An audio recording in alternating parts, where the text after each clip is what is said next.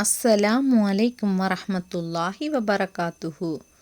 அல்லாஹுவின் நல்லடியார்களே, இஷா தொழுகைக்கு பின் இந்த சூறாவை 100 தடவை ஓதினால் அல்லாஹு தாலா நம் தேவைகளை வேகமாக நிறைவேற்றித் தருவான்.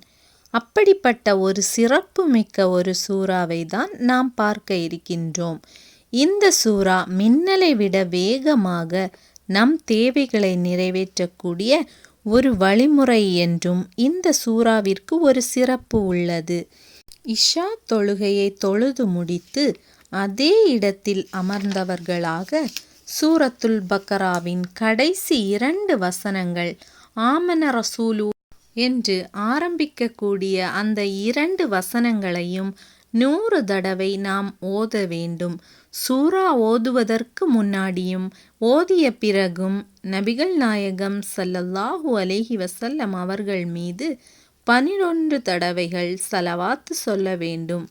இஷா தொழுகையை முடித்துவிட்டு முதலில் நபிகள் நாயகம் ஸல்லல்லாஹு அலைஹி வஸல்லம் அவர்கள் மீது 11 தடவை ஸலவாத் கூறிவிட்டு 2 வசனங்களையும் 100 தடவை ஓதி பின் நபி ஸல்லல்லாஹு அலைஹி வஸல்லம் அவர்கள் மீது 11 தடவை ஸலவாத் கூற வேண்டும். இவ்வாறு எல்லா நாளும் இஷா தொழுகைக்கு பின்னும் ஓதுவோம். இன்ஷா அல்லாஹ் நம் தேவைகளை மின்னல் வேகத்தில் அல்லாஹ் நிறைவேற்றுவானாக. ஆமீன். அஸ்ஸலாமு அலைக்கும் வரஹ்மத்துல்லாஹி வபரகாத்துஹு.